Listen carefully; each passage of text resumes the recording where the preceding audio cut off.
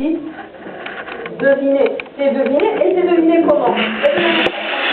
Ce qu'affirme Hermogène, c'est que vous ne devinez pas la chose, vous la devinez parce qu'il y a une convention qui fait que quand vous voyez la fin du mot, vous savez ce qui est avant, mais vous le savez comment? Par convention. La thèse de Cratyle s'oppose à la thèse d'Hermogène. Hermogène affirme que, alors Hermogène qui n'est pas là dans le passage, dans le Cratyle, Hermogène, qui est un autre personnage, affirme que les mots ne sont pas imitatifs, les mots désignent les choses uniquement par convention.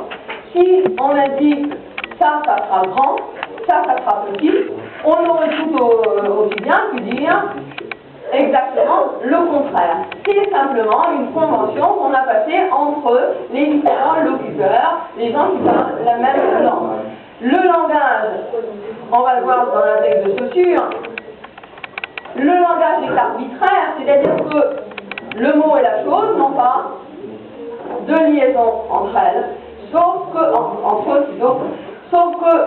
les hommes se sont mis d'accord pour désigner les choses par tel ou tel mot. Et il faut que tout le monde respecte le même code, sinon on ne pourrait pas deviner ce qui est avant, puisque chacun interpréterait à sa façon. Il faut donc qu'il y ait une convention passée. Alors, Cratyle soutient que les mots désignent les choses de façon naturelle, qui sont imitatifs. Hermogène affirme que les mots ne désignent pas les choses qui ne sont pas imitatives, mais conventionnelles.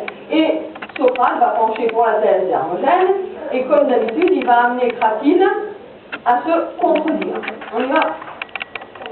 De toute façon, Socrate est absolument préférable de représenter ce qu'on veut observer par une imitation ressemblante que par le prendre en la minute. C'est sûr que ce serait beaucoup plus pratique et moins équivoque.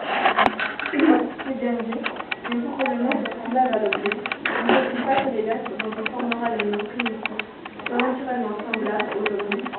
Je m'explique. Aurait-on jamais composé le tableau dont nous parlions tout à l'heure?